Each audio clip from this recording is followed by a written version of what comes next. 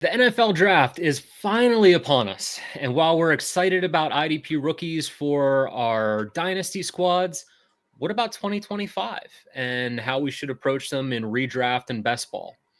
In this episode, we're going to be talking about just that in terms of our strategies for approaching rookies in 2025 only leagues, as well as going through 10 of the hottest names in IDP right now and whether we want exposure to them in best ball, redraft, both, or maybe not for a 2025 only league. Welcome to an NFL draft edition of IDP Drafts.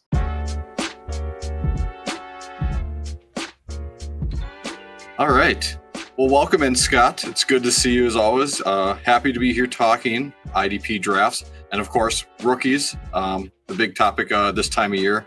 But before we dive into the actual names of who we're going to talk about here, let's talk about some of those general approaches that we like to do, right? There's best ball format, there's redraft formats. Again, they focus on the 2025 season explicitly, but that doesn't mean our approaches, our risk tolerances, and all the fun variables that go into building out that sweet roster always align the same. So let's talk a little bit about some of that.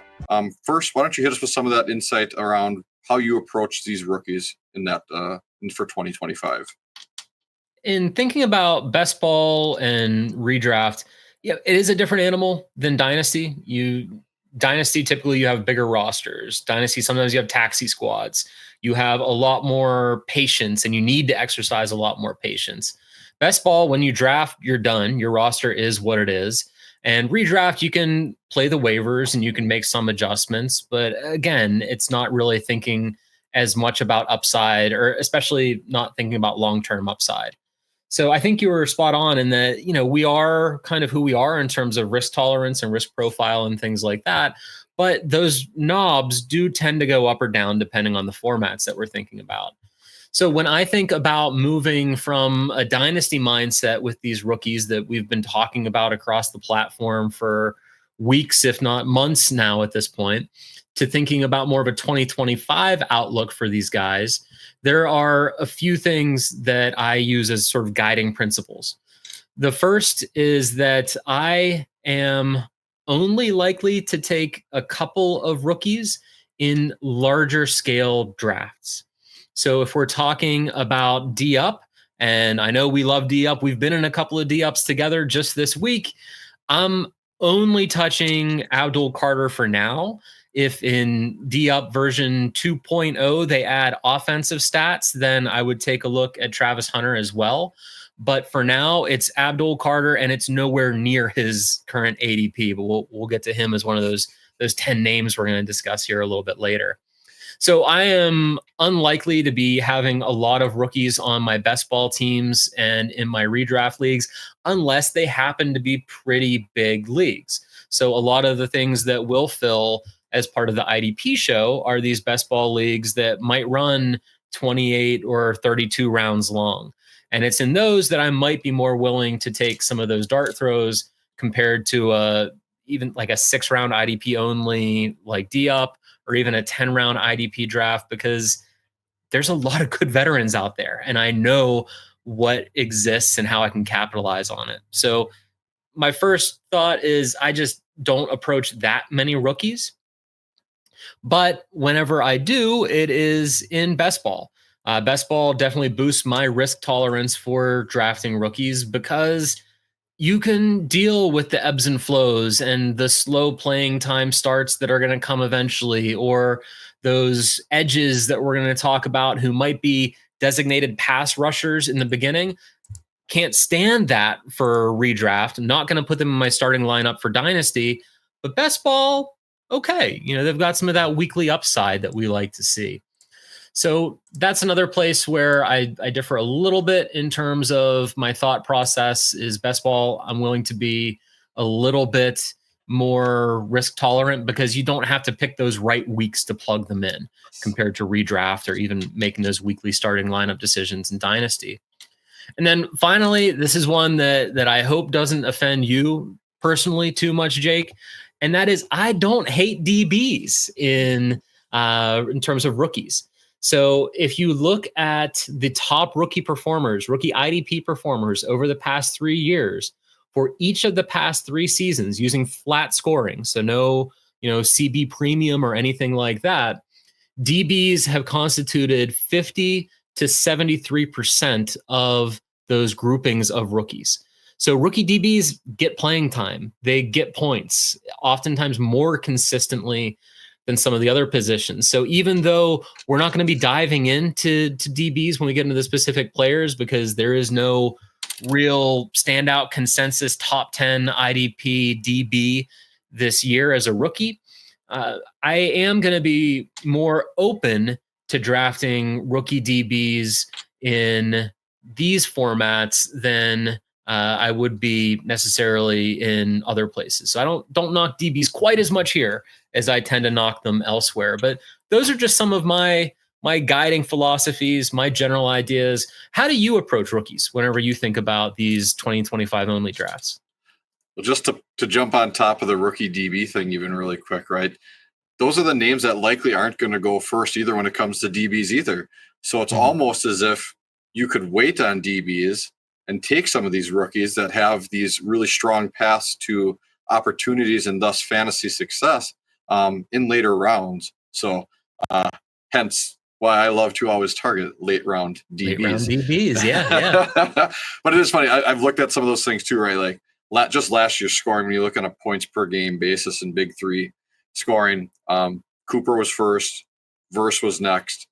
The next 4 after that were all defensive back: Mike Sandstrom, Kamari Lassiter, Tyke Smith, Tyler Nubin, right? Like that there's a path to relevance and a path to playing time that can be figured out for rookie DBs at times. And if you can figure it out, you can absolutely profit, especially when it comes to best ball and redraft formats. So, but yeah, I mean, as far as that general approach, I think the biggest thing that always just comes to my head when thinking through these is it's the path to opportunities and thus the fantasy success that we're trying to cultivate here.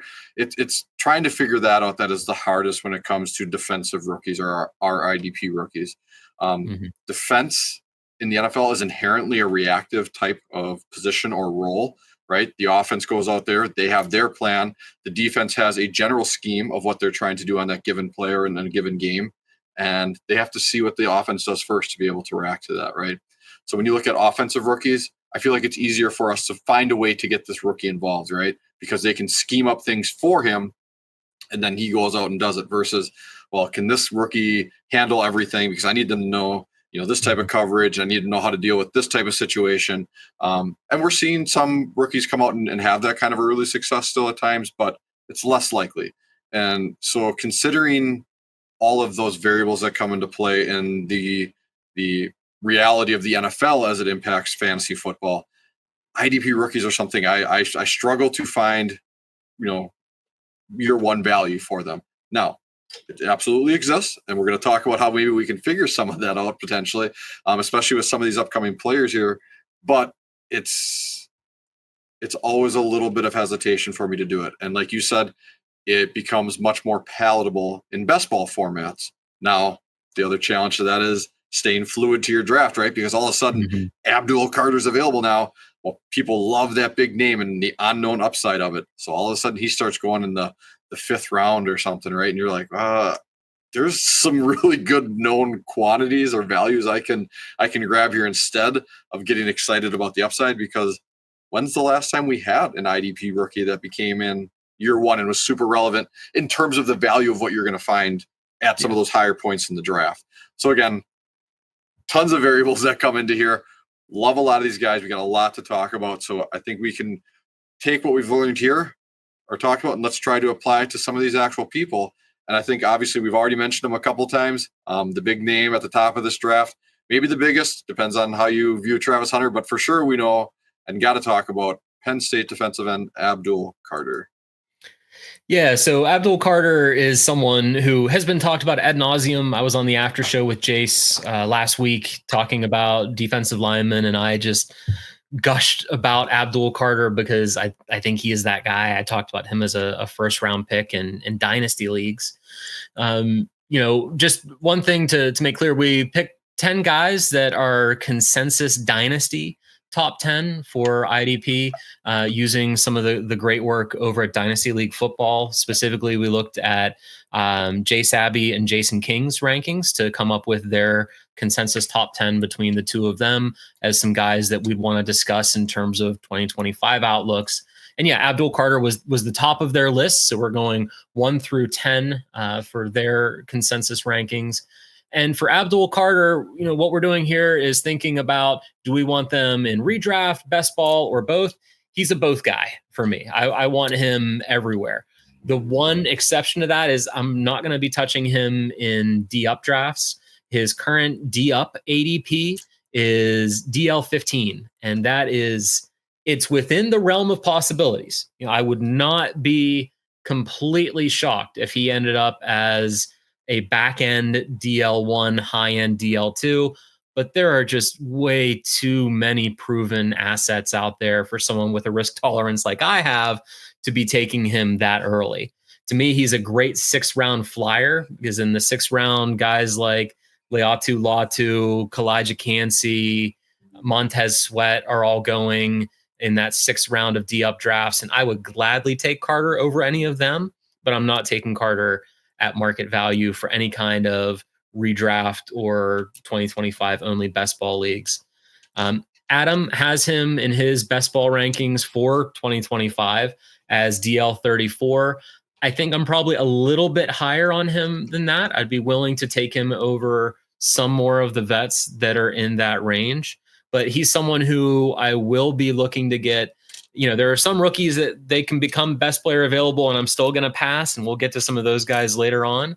But Carter is someone who, whether I'm on the clock in best ball, I'm on the clock in a rookie draft, it seems like he's the best player there. I would not hesitate to pull the trigger and click that button. Yeah, I think you nailed it spot on here. I fall in perfectly aligned in your takes on this. I would say I'm maybe a little closer to Adams. I know you said you're maybe a little further ahead of that. I probably would struggle to do that because just again, I mean, even when you look at guys like, Nick Bosa and Aiden Hutchinson and Chase Young, all these guys came in and they flashed at times and they did deliver things that were exciting in year one. It was, I didn't see anything that was across the entirety of the season, right? Where it's like, again, I think the value that I'm going to be able to achieve there is picking some other asset, right? Is just, I'm more in line with that. That said, sometimes when you're that point in the draft, when you're in the 6th, 7th, 8th round, depending on, how things are shaking out, that might be a swing worth taking though. Cause that's how you can, differentiate yourself from the rest of the teams out there. You build that strong foundation in those first 5 rounds. And now it's like, if you have that strong belief, the situation is right. He's playing opposite, Myles Garrett, let's say, okay, well now this guy really has a chance to shine. Okay. I can see it. Not necessarily in my portfolio, but I get the path for it. Yeah. And I think that he is someone who is largely destination proof. There are a couple of guys for me that we'll get to later on in the list who I might change my thoughts on depending on where they land. Obviously, landing spot is going to be a big part of my rookie rankings that will be in the IDP draft kit coming out after the NFL draft. But even in terms of my outlook for 2025, because as you mentioned when we were leading into this, snaps are king. And if someone has a really clear path to snaps, then I'm going to be more likely to draft them in a 2025 league because I'm making the rest of my IDP selections based on talent and path to snaps. So I think Carter is someone who is going to have a path pretty much wherever he lands and definitely has the talent to splash. And if all of the big DL names are gone, this is someone that I'm comfortable taking maybe in the 20s, 30s in terms of DL, early 30s, I'd say at the latest is when I'd probably go him, but sign me up. I think he could be someone who has a good 2025 and I want to have some exposure to him in both my best ball leagues and my redraft leagues. All that being said, I'm not going to reach for him. If the market dictates, if he's going like he's going in D-up, I'm not going to have a single share. No. But what we're thinking about here more is if he is one of our best players available and he's on the clock, would we take him? And I think we're both saying yes, just where he would be slotted in might be a little bit different for us. Right. And because, like you said, he's the volume is going to be there, from week one for him, which is what's going to make him viable for us in redraft as well. Right. So this is exactly the type of guy we want to see coming in and have a lot of confidence in. Again, it's just I'm going to use the word reasonable and expectations around what you can get for him. If you're like you said, late DL2, really more that DL3 range. If that's what you're looking for, it's a guy who can be a bye week fill-in, or if you're deep enough of a league, that's really where he should be sitting. So, but we talk about snaps though. There is the guy next on the list who he just wants every snap possible. And that's Travis Hunter. For our sake today, defensive back, cornerback, Travis Hunter out of Colorado. But we think we all have heard all of the hoopla and shenanigans around. He wants to play both ways. He wants every snap. But for now, let's just focus on what he's going to deliver to for us as a cornerback, because otherwise we could get into a litany of all the variables, right? And I know we've talked about it in our Slack channel. I think John Macri just did his, top IDPs, and he talked about his beautiful flow chart, which I'm in perfect agreement of, right? Is he playing 50% wide receiver, 100% defense? No, none of this. What is your league score? I mean, you could go down all of those rabbit holes. But for right now, for the sake of just saying, hey, he only scores defensive points, right? And we're going to treat him as a defensive back. As far as what he can deliver for us, I am still very excited about him as a late dart throw in a lot of these best ball drafts that we are running. Where we have all those different levels, we have defensive line, linebacker, defensive back on sleeper. But as far as it goes with like D up, I can't see myself. I would consider it burning a pick on fire in the 6th round to take Travis Hunter, even if I know for a fact he's going to be a 100% cornerback. Chances are he's going to be playing on the outside primarily because that's where he is super successful. That's the most valuable to an NFL team. We want our defensive backs playing closer to the line. We love our nickels. We love our box safeties, right? Like those are the things we're going to target. I just don't see that. Now, he's shown he can make splash plays and he can deliver strong weeks, which is one of those things where I would be comfortable with him in a redraft format if my lineup is deep enough.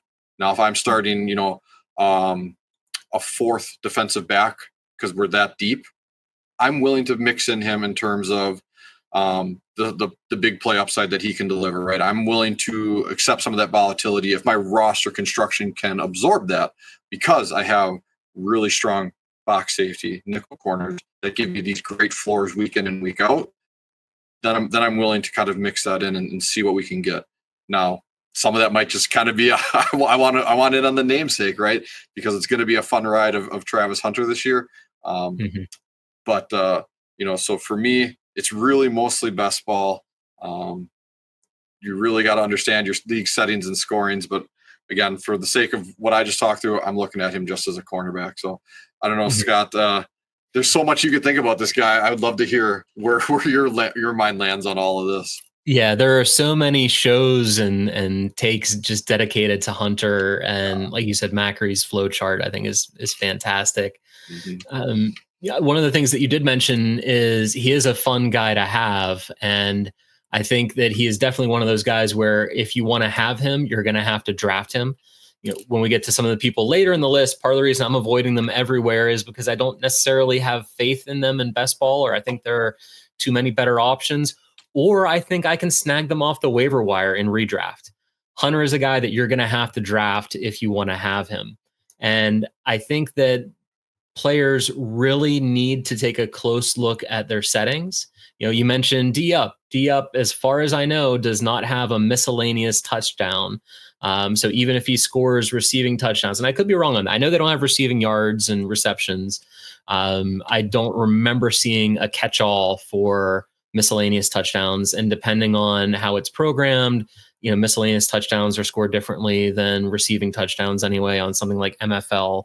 They're different categories. So look closely at your settings, like you mentioned, because otherwise you might be taking someone and thinking they have more upside than they really do. I know in our IDP only drafts, I don't believe there are offensive touchdowns that are scored as a part of that either. So I think a lot of Hunter's appeal is the fact that he's going to score some points on both sides of the ball. But if he's only going to be scoring points on one side of the ball based on your league settings, he's someone who I would be avoiding in a lot of redraft. In IDP only redraft, I would be avoiding him. In IDP only best ball, I would take him much later than most would. So I'm not going to end up with shares of him. In combined leagues, I am wheels up. I know I'm going to have to overpay, but I'm going to get him somewhere. I am determined to get him somewhere. And I know Dynasty is going to be too hard because I know he's being talked about as 102. I have 102 in one of my leagues. That's going to be a really hard trigger to pull for me. So I want to have him. I want to have some exposure to him in my 2025 leagues, but really only in those 2025 leagues that have scoring on both sides of the ball. Fantasy Pros has him as wide receiver 59 currently for best ball. So as a wide receiver, the juice might not be fully there in order to get all the points you need. Adam has him as DB7. So I think that there is a viable path to that, but there aren't 7 DBs being drafted in the D-Up contest right now. There's only 5 that have an ADP the last time I checked. So again, not going to look at him there, even though it'd be fun. And I'm sure someone is if he gets added to that player pool. But, I think that it has to be the right kind of league. And if it's a league that's only going to score corner points, then I'd like late exposure, but probably too late to ever actually get to enjoy having him on my roster. No, I'm in alignment there, but the thing is, we do talk a lot about all these different types of drafts. And so for those of you who haven't heard about our D-Up drafts that we have here that we're partnering with Fast Draft, here's a quick message from our friends over there that can tell you a little bit more about them. I am proud to announce that Fast Draft now has an all-defense game called D-Up. That's right, fans of IDP finally have a real money best ball game that they can play. No more manually setting up leagues every time you want to do a draft. No. Now you can play for 10 grand, 2,000 to first. Could draft up to 30 teams, all defense. And the best part, balanced scoring, tackles for loss, pass breakups. It all factors in. Just draft 6 defensive players, top 4 into your lineup every week. It's that easy. It's so easy that this isn't just for IDP people. If you love the NFL, then you'll love this game. And for the first time with Fast Draft, you can sweat both sides of the ball on Sunday. So use your host promo code to get a $25 deposit match, and you'll love this D-Up contest because it's about time we got one. All right. Next on the list, we got linebacker out of Alabama, Jihaad Campbell. A great name, a great performer. And I'm going to say one of the few linebackers I actually have a bit more confidence in for 2025. But Scott, where do you land on Campbell this year? So he's a both guy for me. He's someone who I will be taking if the cards fall right in both best ball and redraft leagues. I love the fact that he is an upside linebacker. He led the team in tackles for loss and sacks last year. So, he clearly has that in his portfolio. And I love that for best ball. So even if he's just kind of getting broken into the scheme and they are a little bit slow with whatever team drafts him, he's going to have some of those boom weeks, and those are great in best ball. In redrafts, he is someone who looks to have a 3-down role. So I want to have those guys on my roster towards the end of the draft because he's someone else who I don't imagine will be on waivers in many leagues unless you have a really skittish manager who after 2 or 3 weeks doesn't see much and drops them, in which case go grab them unless you're in very, very shallow leagues. He is absolutely worth a roster spot in redraft for me. And in best ball, like I said, it's that upside that's going to keep me interested in him. Even if he doesn't land as many snaps as we might want out of the gate, I'm willing to go through that because I think the snaps that he does get might be high value snaps. And he's someone who I'm, again, interested in both redraft and best ball leagues for 2025. Yeah, I fall right in line. I think the biggest thing, too, we didn't necessarily touch on, right, and we're all going to be excited about here in the coming week is what does the draft capital look like for a lot of these guys, right? And how does that play into it? Because it's definitely going to impact my perception of a lot of these things. It's going to, be impacted by a landing spot. And, okay, well, now he landed in Las Vegas, and that linebacking room looks kind of open, right? So what are we thinking here? Those are really going to be the things I lean into, especially as we look at these. Like, I couldn't agree with you more across the board in terms of his talent and why he should be a 3-down linebacker day one on an NFL team. But we just got to weigh in some of these other factors and pay attention to them, as well as the cautionary tale of, like, don't overestimate what's delivered here, right? Because I was a huge Jack Campbell fan during the prospecting seasons, right? And I think a lot of people were. And all of a sudden, he goes in the top 20 of the NFL draft. Linebackers hadn't been sniffing top 15 draft capital for years. And we get this, and, everyone's wheels up, right? Well, that wasn't the case, right? So we just do have to have a little bit of that caution as well, especially in key positions like linebacker, in the sense that, if this guy's looking at a Mike type role and the communications and running a defense and all the things that come into those considerations, just another little wrinkle to throw into that consideration overall. But as far as where we're using them, I'm with you on both sides, redraft and best ball. And I think Campbell is probably the last guy on the list where I am probably not going to change my perspective. I may change where I am in terms of how highly I'm willing to take him, or I might take him a little bit lower depending on landing spot. But he is one of those guys that, unless he lands in just an abysmal situation, I can't think of one off the top of my head in the sort of the middle of the first. Unless he lands like with the Bengals and they haven't traded Jermaine Pratt.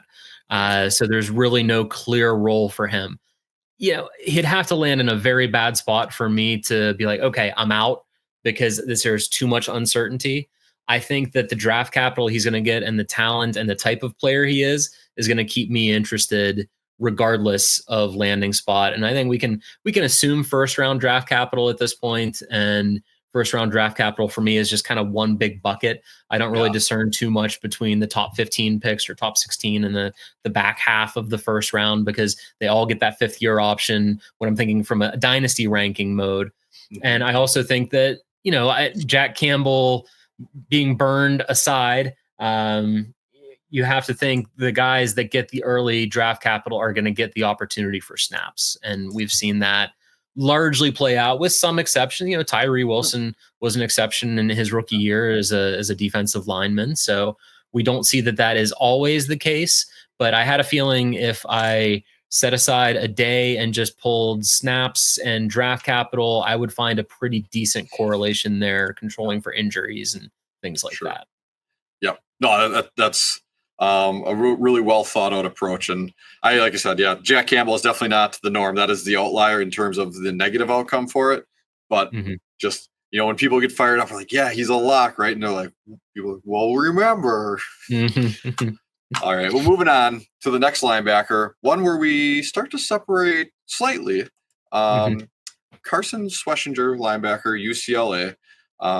He is someone that, for me, he still pops off the film when I watch, what he's able to do in his college tape, what he's able to deliver for the Bruins these last couple of years. I'm still very, very excited about him.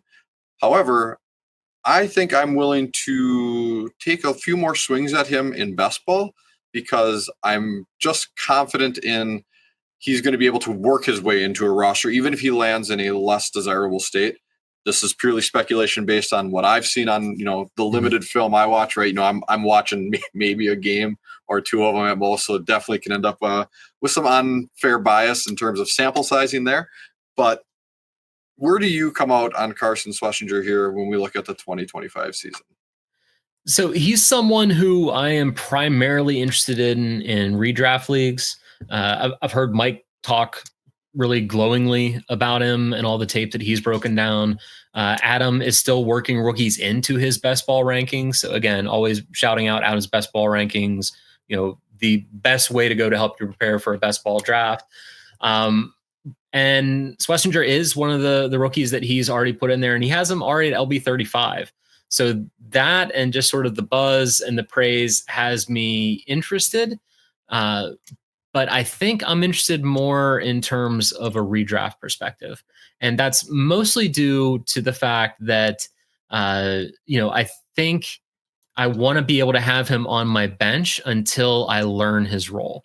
I don't think he's someone who will go undrafted, especially if he has even a decent landing spot and decent draft capital. So if you want him on your team, you're going to either have to draft him or hope someone panics and drops. So I would be very interested in drafting him late in my redraft leagues and then just sitting him on my bench, because compared to someone like a Jihaad Campbell, Schwesinger doesn't have as much of that pass rush, big play kind of upside. He is a tackle machine. He is a very skilled player. I believe he's pretty good in pass coverage as well. There's lots of breakdowns you can find on him out there if you look through the IDP show family of shows and podcasts. But I like that Campbell profile a little bit more for best ball. And someone like Schwesinger, I would rather throw more darts at, this is a really hot take and it's going to make it seem like I'm really down, but I would take someone like Oren Burks in Cincinnati over Schwesinger in best ball, because if something does happen and Pratt gets moved and the Bengals as of today, have not brought in any other linebackers, he stands to be in a very, very useful role. And we've seen some flashes from him in the NFL already. So these 3-down linebackers like Jack Campbell, really like Jack Campbell, but really gun shy on someone like Jack Campbell in redraft other than on my bench. So I'm probably going to be avoiding in best ball just because I don't know that role will ever be there. And once I draft him, I've drafted him for good for the whole year. In redraft, I can draft him late. And if it looks like it's not going to happen, I don't ever have to play him, or I can churn that spot on my bench. Yeah, I feel where you're coming from for sure. I think this is hot take, flag plant, whatever buzzword you want to throw around in the offseason. It's just I feel really good about Schwesinger. So I think that's really where I lean more into it, that I'm willing to be a little more risk tolerant to what he will bring me in best ball. Because a lot of times, at least in my experience or my anecdotal experience when looking at rookies, a lot of times it's that bye week, right? When does that bye week happen? And that's when NFL teams look to install, some of that transitions for these younger guys. Okay, they've had a chance to adjust to game speed, to practices, to meetings, and now we feel like we can implement them into the game plan greater, right? Well, all of a sudden, Schwesinger ends up on whomever, and they got a week 12 bye. Well, now, right, is he getting minimal usage for the first 12 weeks of best ball? And then that's a hard pill to swallow, especially when some of these shallower benches in terms of best ball IDP, that you really can't do that. So, and I think it goes without saying we're both fully out on him for D up, right? I mean, any of these guys going forward really are people that we're probably not taking any shots at specific to D up, just more so that larger format best ball, through the IDP show, again, or your different redraft leagues that everyone participates in. So, well, moving on. The next linebacker on the list, and I think the last one for us today, hashtag spoiler alert, Demetrius Knight Jr., linebacker out of South Carolina. This is someone for me who I just haven't heard and seen enough of him to have any significant excitement for any of these formats. Now, this is something where we still have to weigh in the variable of, okay, well, he gets early third round capital and he ends up, again, an example of the Las Vegas Raiders, right? Okay, well, he might have a skill set where he can slide into some sort of 3-down role or near 80% role, as a second linebacker, perhaps. Well, now he starts to gain some relevance and steam for us. I don't feel comfortable projecting that from a best ball format at this point, or really any point in this offseason, unless we get the coaching staff letting us know exactly what it is. So for me, I'm avoiding him pretty much fully, and he's someone that he's going to be just like any other linebacker out there that we don't know their name at the start of the season, but somehow, some way, some of these guys are going to find relevance to us through injuries and a path to success through the counting stats of just they went out there and played 65 snaps and they were able to pile up, 7 tackles this week. And so for me, that lands Knight in a category of I'm probably not going to have any rostership of him unless it's redraft season long and I'm picking him up on waivers due to injury or whatever other reason. Yeah, I was a little bit torn with this one. I think that there are some things that are going for him in best ball and redraft. One is his age. He is one of the older prospects in the draft. And, I know that Jason Jason, whose rankings that we're using for this exercise have him as their 5th overall prospect. So the age isn't scaring them away, but I suspect the age is going to scare away some folks in the dynasty community. And when the dynasty community is down on a rookie, that can be an opportunity to exact some value in terms of best ball and redraft. I ultimately landed as an avoid in both formats for him as well, though, because I love that he wore the green dot in college. If he plays, he's likely going to be able to play a good bit. But I've seen in Dane Brugler's Beast and others, his playing time may very well be scheme dependent. So he's someone who I really hope Mike does sort of a scheme fit post-draft article, because my take might change a little bit here once I see not just the landing spot and, is this an LB needy team, but is he the right player? He seems to be more of a specific kind of fit for a specific kind of team than either of the previous linebackers that we've discussed. And so I think I'm also probably out on him in both formats. Love him dynasty, grabbing him and giving him maybe a year on the taxi squad before we see what's going to happen. But there's too many other linebackers out there, especially if you play in a format like Sleeper with dual desi, where a lot of defensive end edges are classified as linebackers, where I don't feel like I need to take a swing on a guy who is going to be tackle dependent and might have a scheme dependent playing time. That concerns me a lot more than someone who is sack dependent, but might have limited snaps, because sacks are usually worth, 3x at least a tackle. So if you only get in for a handful of plays, you have a better opportunity to make high point value plays at, say, an edge position or a defensive line position than sort of that off ball green dot linebacker. Nope. I'm in alignment with a lot of that. And again, that's probably why we both landed on a void here. So I think we can move on from the linebackers into our next edge, Mike Green, defensive end out of Marshall. Where do you land overall, Mike Green, for 2025?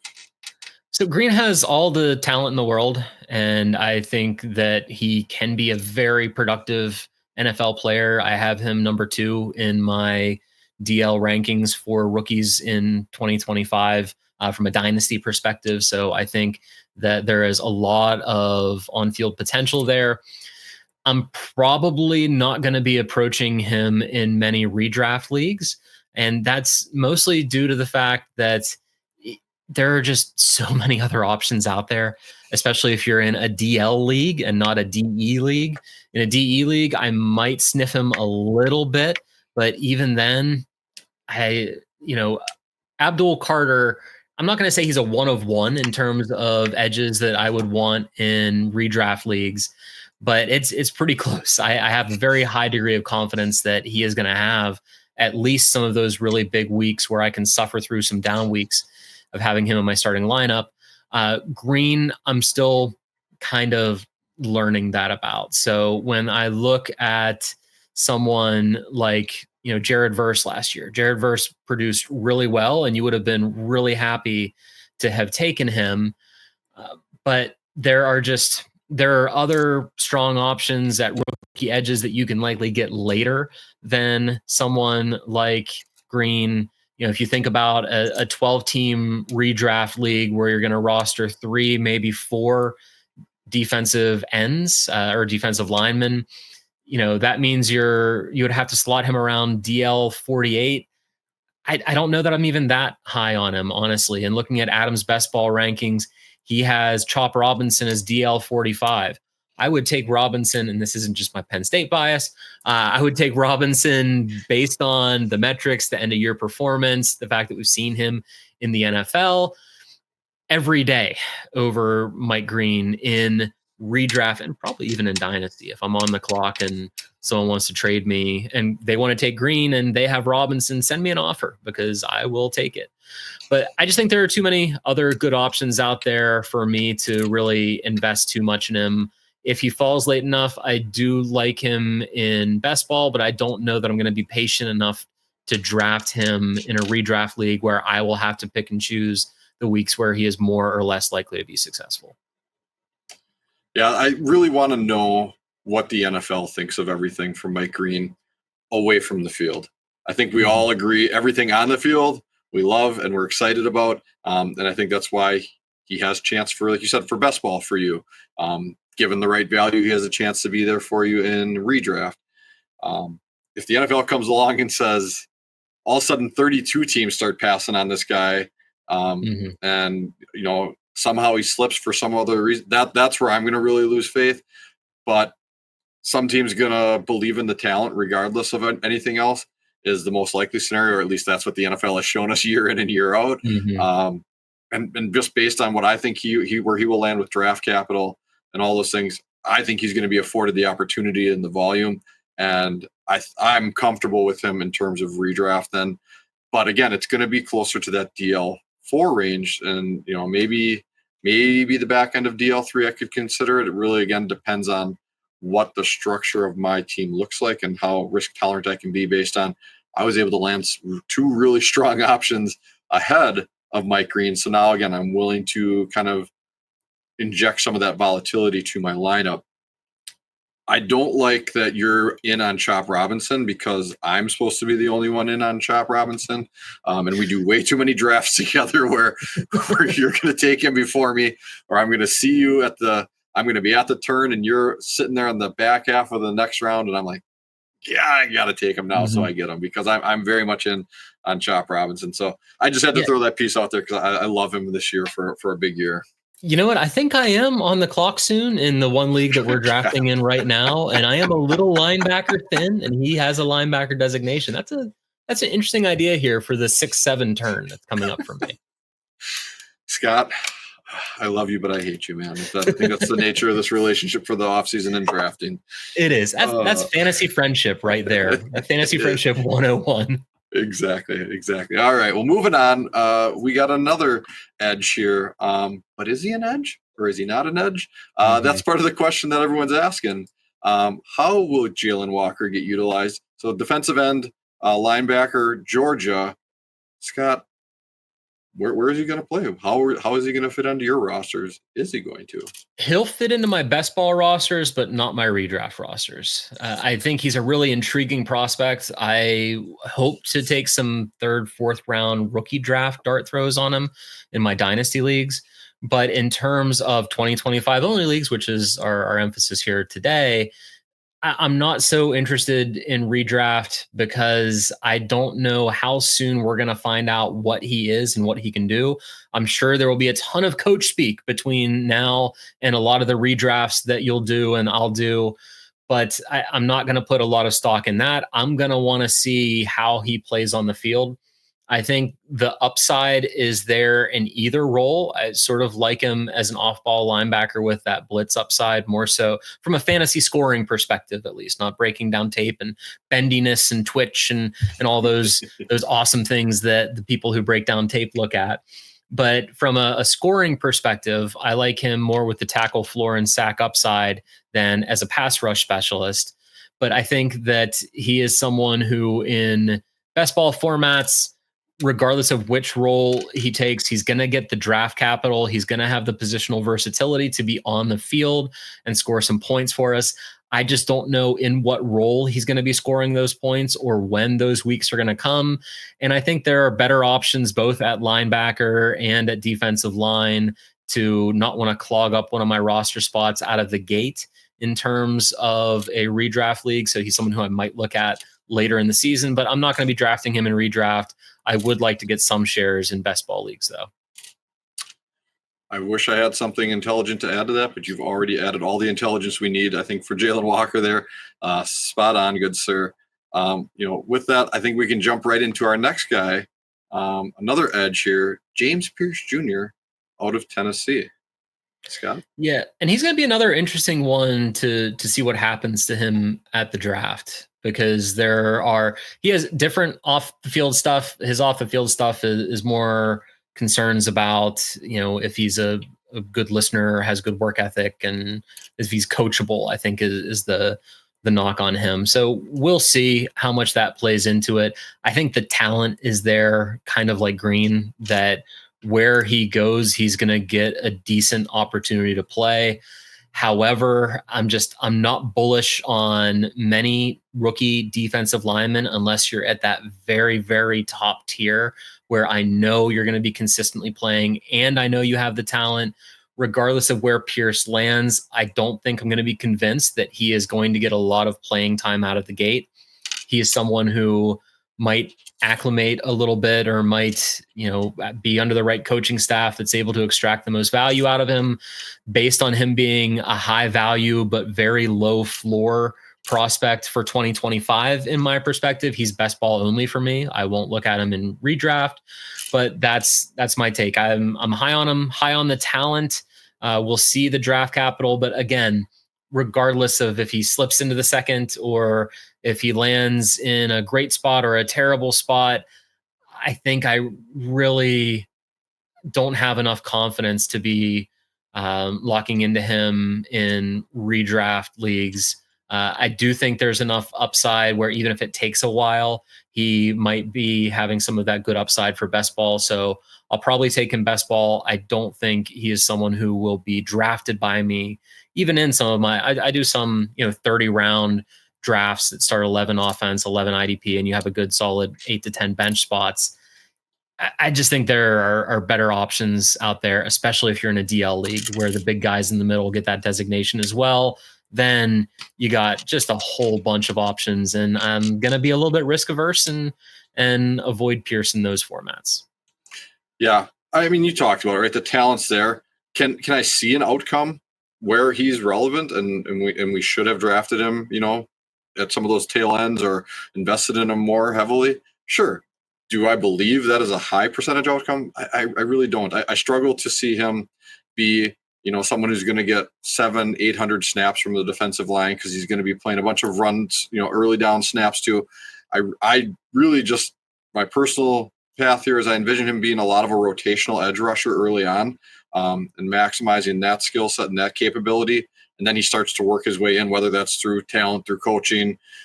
Hopefully we all hate injuries, but they happen, right? So some path gets him in there more so, but that I'd struggle to be predictive around that. And so I think that's exactly like you said, he's going to go undrafted in redrafts. He's going to, he's going to pop off some week all of a sudden, or an injury is going to happen and the path occurs. Sure. Then we can look at him. But as far as getting him into a roster where we're excited, I'm really only excited as that late dart throw where I don't have to, he lands that sack, right? He gets 20 snaps, produces 4 pressures, and he lands a sack. Great. I slide him into my DL spot for this week for best ball, but that's about the only way you're going to see him on my roster. At the start of the season in week 1. Mm-hmm. All right, moving on. Number 9, Shemar Stewart, defensive end, Texas A&M, athletic guru, freak. Freak is probably the right answer, not guru. Maybe he is. Maybe he knows a lot about athletics, but he shows it on the field. Where does he land on your roster for the 2025 season? So he's someone I'm avoiding. I have him as my DL7, and I talked about him a little bit with Jace, so I don't want to rehash all of my Shemar Stewart takes, but I think there are too many other good DE and DL upside options out there to be needing to use either a best ball or a draft pick on him. I think that it could be interesting. I was listening to the guys and they had Sigmund Bloom on their most recent show, and he was talking about, if Shemar Stewart gets tagged as a DT in something like MFL and you're in a DT premium league, he could be really intriguing. And I think there is a very narrow path for me to be interested in taking him for 2025 only leagues. But even something like that would intrigue me more from a dynasty perspective because, you see the occasional DT that really comes out on fire as a rookie, but that's another one of those positions that tends to take a good half of the season at least to learn. And that might be recency bias. Tavondre Stewart put up great PFF numbers last year, but not really the fantasy production we wanted. Byron Murphy was just in a quagmire in Seattle. Jalon Carter came on last year, but didn't do as much as we probably hoped as a rookie. But if he gets that DT designation, I would be a little bit more interested if that ends up happening. But for now, as a defensive end, as my defensive lineman number 7, I can't imagine drafting that deep into the rookie crop in terms of redraft and best ball. So I'm probably going to be avoiding Stewart in all formats, all 2025 formats. That's a fun thought exercise, though, right? And hashtag thanks for spoiling the episode for me. I haven't watched that one yet with Sig and the guys. So, but I'm checking it out. So if you're listening to this and you haven't checked that out, definitely go listen to that one as well. But yeah, I think that's a fun way for me to consider. He could end up on some rosters if I had DT required, positional considerations. I could maybe see that, if I've completely punted the position, because whatever the value didn't fall there, and maybe take, some guys late that are a little more proven that can slot in, but he might be a fun one to tag on at the end of my bench, just as let's see what week 1 and week 2 does, right? Is he putting in 40, 50 snaps plus? Okay, well, maybe we got something here then, and I can ride that out and kind of play the waiver wire game a bit. So I hadn't really gone through that thought exercise explicitly. So it's a possibility he could end up on some redraft rosters for me this year. But I'm pretty much in alignment in the sense that I really don't see myself taking him. I'm not going to take him in best ball, and I just. Like I said, that's about the only way as a DT required where I think he ends up on the start of my rosters for 2025 season. Mm-hmm. All right. Because you have to think about it, even in DT leagues, you're not going to have more than 2 or maybe 3 DTs on your roster. You're in a 12-team league, that's 36 DTs. If he gets that designation, at least for 2025, I probably wouldn't peg him as a top 30 defensive tackle. Like him for best ball. I'm sorry, like him for dynasty, but yes. I think he's a pass for me. All right. Well, last and most certainly not least, especially based on your rankings, we got Mykel Williams, defensive end, Georgia. The Georgia defensive NFL factory here, just turning out IDPs left and right over the last 5-6 years here for us. They give us another fun one here in Mykel Williams. You got him pretty high on your DL list when I was listening to you and Jace talk. Where did he end up for you, and then where does that leave him in terms of 2025 drafts for you? I do. He's my DL4, and I think that he has the talent and is going to get the draft capital to get playing time in year 1. I also think this might be a good opportunity to zig when others are zagging. The market is down on him. My evaluation is primarily based on consensus big boards. So what the entirety of the scouting market, not fantasy scouting, but just NFL scouting, thinks of him in terms of his relative talent and the rest of the rookie class. And then I make some adjustments based on fantasy relevant metrics, and that moves him up or down. It mostly moved him down because his pass rush metrics are abysmal, but he did have great run defense metrics, which can help to keep him on the field early. So when we think about a rotational pass or designated pass rusher, there's someone who's coming in on third downs and is playing, a third of the defensive snaps. If you're a designated early drive defensive end, then you're getting 2/3 of the snaps. So I can see a path to snaps for him. He is my number 4 DL, so I'm higher on him than, again, he's number 10 overall for Jace and Jason. I think that would put him at number 7 among their consensus DL. So he's someone who I will scoop up in best ball. I'm not going to spend draft capital on him in redraft, but I think he might even be a last round pick in some best ball leagues. I could see him going that late because, there's just a lot of negative fantasy press around him right now. And I think it's deserved. He has a lot of warts, as we say this time of year when we're evaluating players. But I think he also has enough talent, and there's enough people that see good things in him that he is going to be someone who's going to have has a likelihood of enough boom weeks that I want to lock him in for the season long in my best ball roster, but I'm not going to spend draft capital on him in terms of redraft. Fair. I was probably more in line. Maybe all this media bias is getting into this old man's head here, but I'm out on Mykel Williams for 2025 at this point in time. a large part was the pass rush stuff that you kind of alluded to there. But you did just trigger a thought in my head, right? You talked about how, pass rush wasn't his calling card. Great run defender, though. And for some reason, my Texans background or fandom, whatever, really just triggered, like, is this Jadeveon Clowney light? Is this someone who's going to come in with a lot of athleticism, really strong in the run game? And can he turn his pass rush into something more proven? Now, I think this, I haven't looked at the numbers, right? Like, Clowney had probably better pass rush metrics coming out, but he was absolutely stout in the run game. I think everyone remembers Clowney being famous for his big hit in the bowl game against South Carolina, right? Where he was in the backfield before the ball was even snapped, it seemed like. But it just gives, the way you talked about him just gave me vibes like that, right? And thinking through that, Clowney's someone that was always really relevant in terms of being able to put on a roster in best ball, even in redraft at some point. I don't know about his rookie year. Again, I'd have to look back at some things. So you've given me a little bit more to consider with Mykel here. I think I'm open to reconsidering my stance a little bit, but as it stands today, I think I'm out for right now. Yeah, or even the recently retired Sam Hubbard, was never a big sack guy, but he was tackles for loss, he was tackles, he was that steady run defender, some forced fumbles. So, I see, again, I wouldn't build a roster around run stuffing defensive ends. I would not recommend that. But I do think that they do represent players who have some, a little bit better floor in terms of their tackle numbers. And we know that sacks are a combination of skill and luck.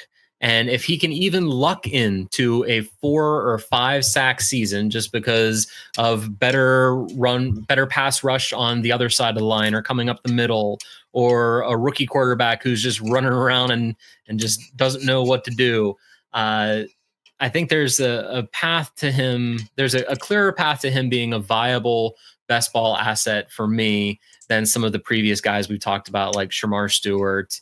I probably have him much closer to like a James Pearce or even a Mike Green in terms of what I think his range of outcomes for 2025 is. Awesome. Well, that was a lot. It was a lot of good information. It gets me really excited about drafting some of these guys and possibly reconsidering some of them. We said we weren't going to consider a lot of them for D-Up. So if we do want to dive into D-Up, I think you have a little treat for us that you wanted to talk about here. Yeah, I am really thrilled to announce that the D-Up draft guide that has been teased, I want to say in 3 or 4 episodes across different things. It's been a labor of love. It's been a lot of work, but it is ready, and it should be releasing around the same time that you're watching or listening to this. It will also be part of the IDP draft kit this year, so I'm really excited for that inclusion. But if you're interested in D-Up and you haven't played yet, this is a great resource for you to go in with your eyes wide open and some strategies in hand. If you've been playing D-Up and were curious about, how the contest could have played out last year, one of the things I did was I built a dummy league and I ran the numbers to see not just how scoring would have worked and if some positions were more advantaged than others, but also how different team configurations would have worked in terms of a 3LB, 3DE build, or high variance players versus low variance players. So this draft guide tries to be very comprehensive. It looks at different things that we can pull from other large-scale best ball contests, philosophies that we can apply to D-Up.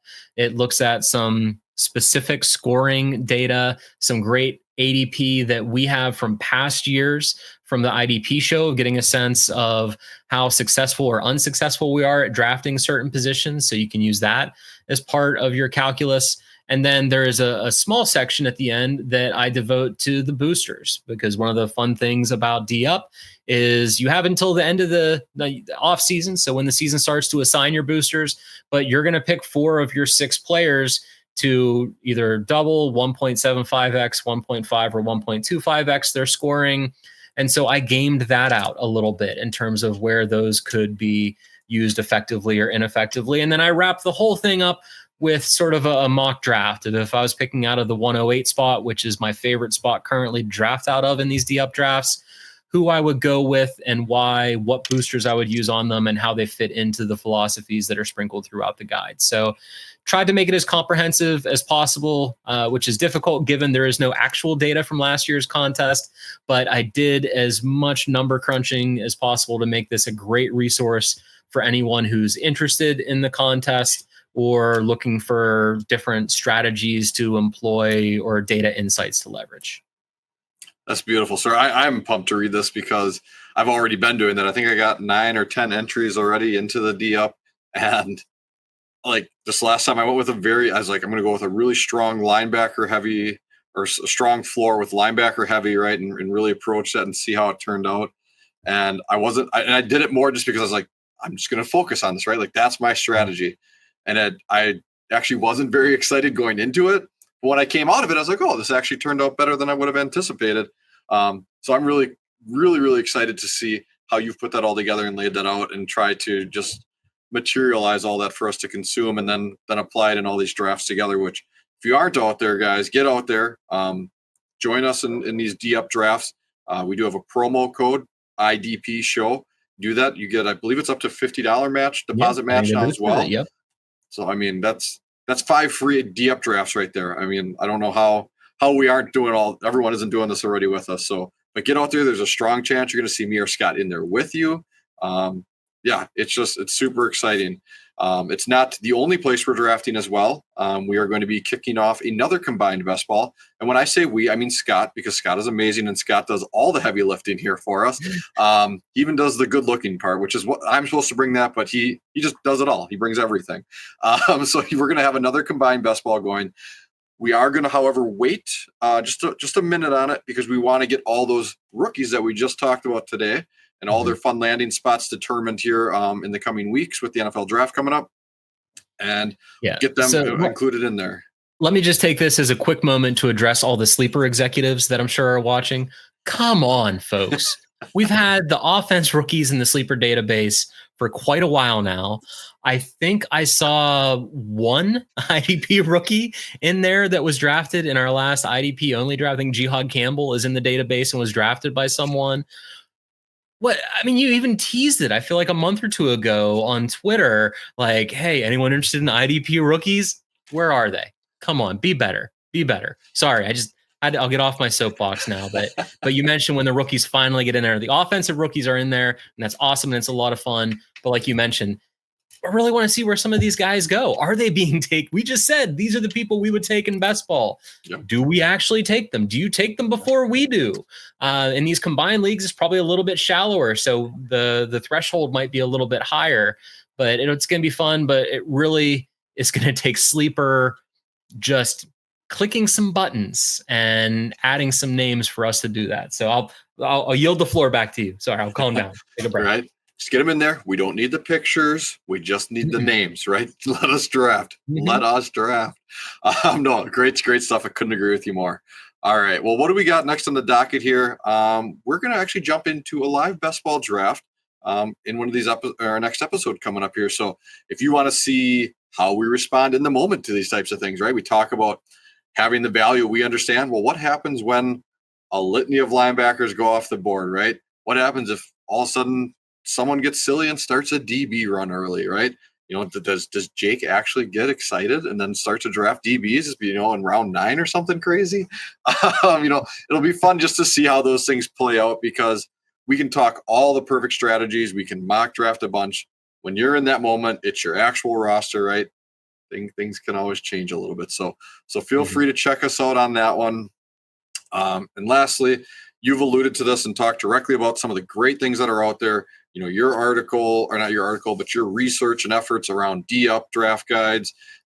There's the whole IDP draft kit that's coming out. There's tons of great content that is on the IDPshow.com. You need to be on there checking it out. There's stuff that's out there that's free, right? You're not a huge fan of paying for premium content right now.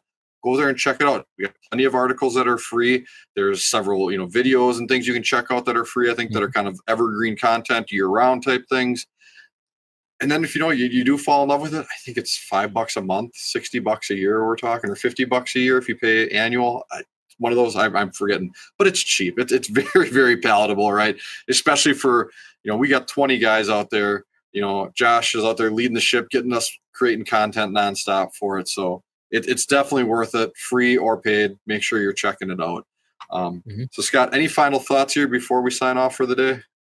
No, just really excited for the draft. Jealous that you're going to be there too. Our live on the ground correspondent from the IDP show, going to be out there doing our work for us. I've been to a couple of drafts. I think this is your first. It is. If it is, I hope you really enjoy it. I've had a lot of fun at the 3 that I've been to, and very jealous that I'm not going to be up there with you, but maybe one of these years we'll be able to get to go to one together. I hope so. I hope it's sooner rather than later too, sir. So. Absolutely. Awesome. Well, thank you, Scott, for all your continued hard work. Thank you to all the listeners out there, and we will see you in the draft room.